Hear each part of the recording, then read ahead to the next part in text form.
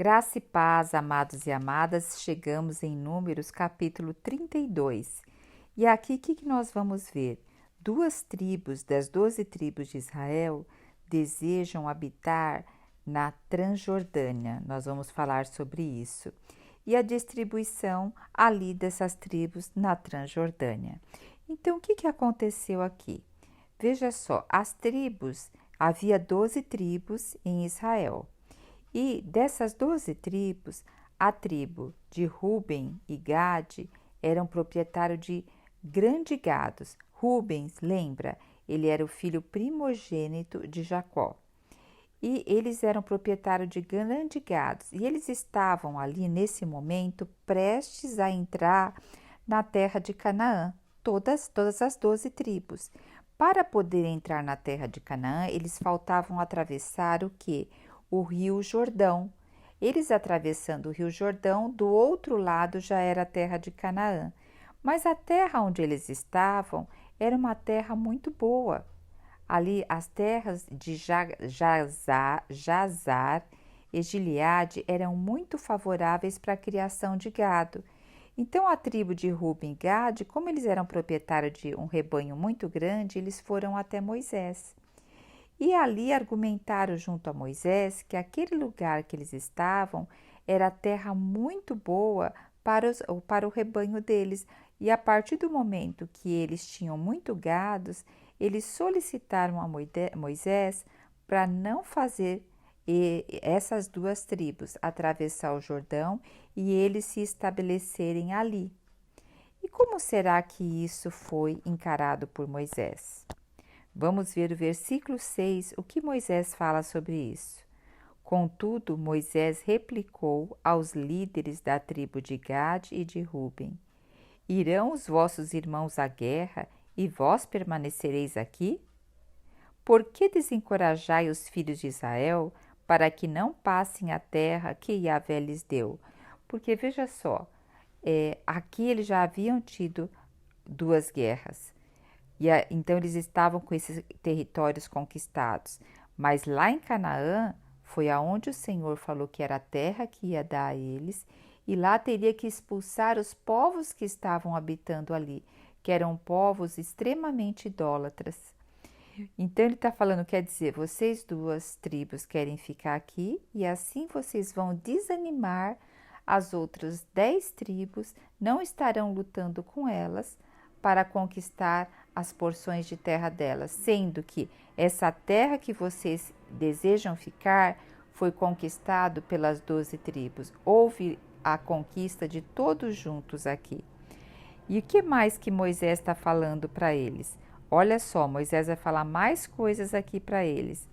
No versículo 8. Assim procederam os vossos pais, quando os envieis de Cades Barneia para espiar a terra. O que Moisés está dizendo aqui? Que lá atrás, quando eles estavam apenas 2 anos no deserto, o que Moisés falou? Pegou 12 espias e falou para vir espiar a terra de Canaã. E eles trouxeram que palavras desencorajadoras. 10 dos espias que examinaram a terra naquela época desencorajaram os israelitas de entrar na terra que o Senhor havia concedido a eles. Então, o Senhor ele se irou contra essas 10 pessoas, porque também os israelitas, o povo, aderiu a essa ideia, ainda começou a criticar, falando que gostariam de ter voltado para o Egito. E aí o Senhor se irou e disse que toda aquela geração acima de 20 anos jamais entrariam na terra prometida. Então todos ali pereceram no deserto. Somente quem não pereceu dessa geração, acima de 20 anos, foi Caleb e Josué, porque neles tiveram outro espírito, eles confiaram no Senhor e eles tiveram uma inteireza de coração. Então a ira do Senhor, o que? Não se acendeu contra quem estava abaixo de 20 anos, mas a ira do Senhor se acendeu e todos que estavam acima de 20 anos, nesses outros 38 anos que ficaram no deserto, ali morreram.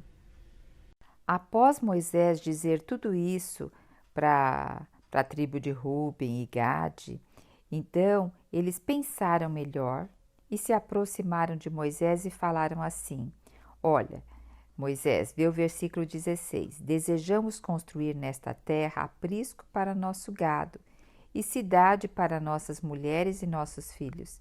Nós, entretanto, nos armaremos fortemente e estaremos prontos para ir à frente de nossos patrícios israelitas, até que consigamos fazê-los tornar posse da terra que lhe foi determinado. O versículo 18 diz: Não regressaremos às nossas casas enquanto cada um dos filhos de Israel não tiver tomado posse da sua terra, pois não possuiremos herança com eles do outro lado do Jordão, nem mais além, considerando que a nossa herança não seja concedida no lado leste do Jordão. Então, o que eles estão dizendo aqui? Olha, se você nos conceder esse lado que está ao leste do Jordão e não ao oeste, o lado oeste do Jordão é onde ficaria a terra de Canaã.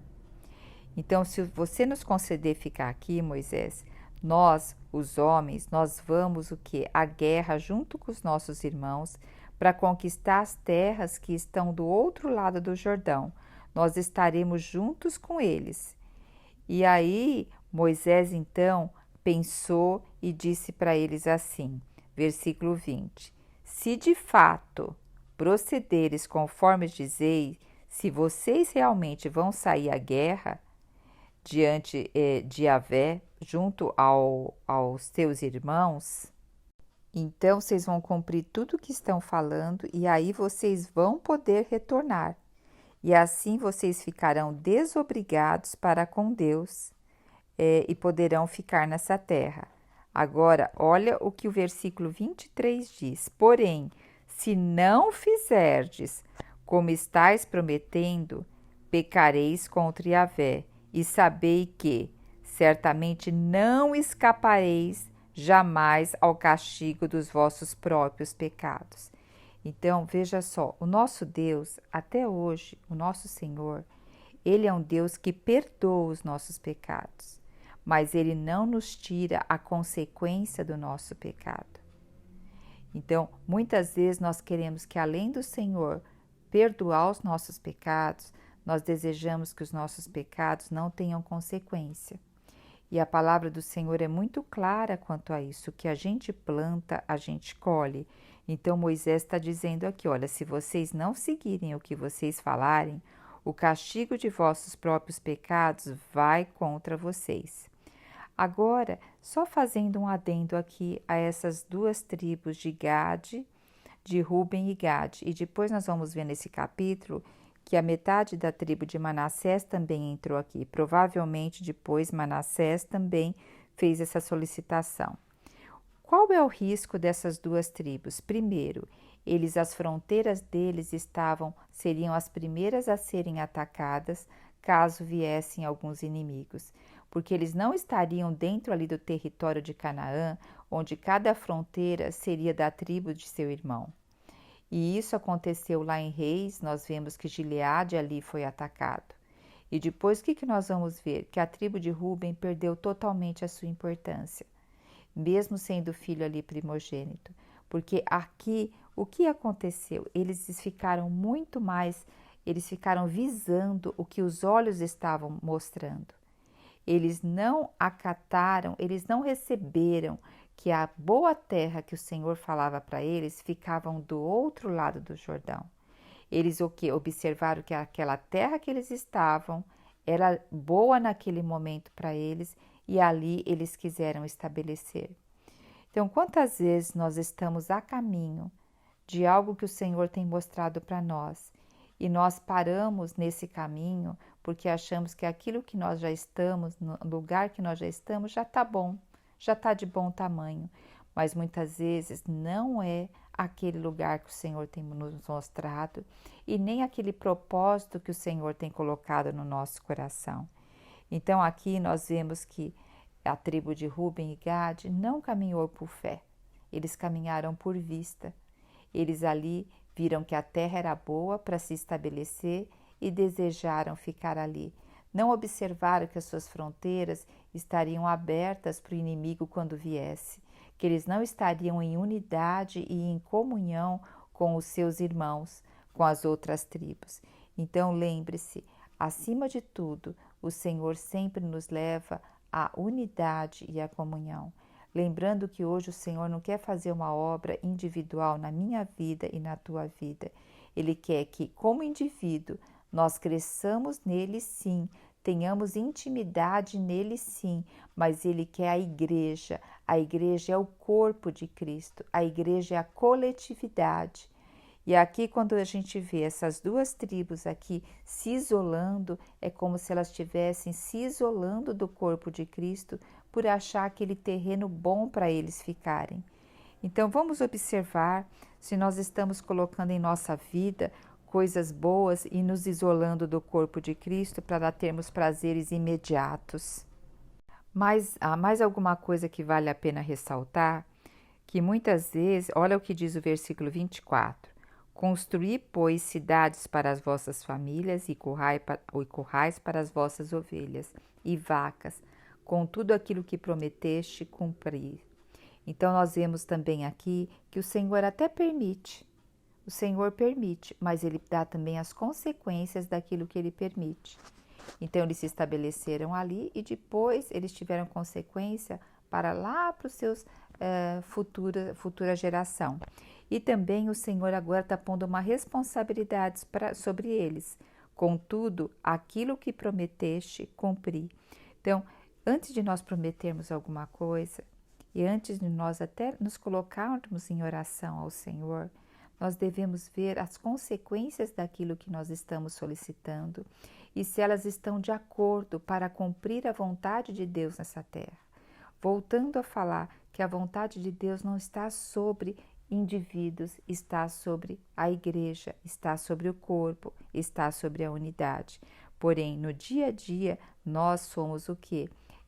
Pessoas que somos templos do Espírito Santo, andando, fazendo e vivendo a nossa vida, né?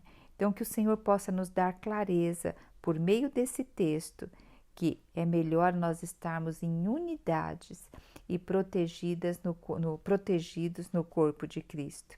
Aleluia! Jesus Cristo é o nosso Senhor.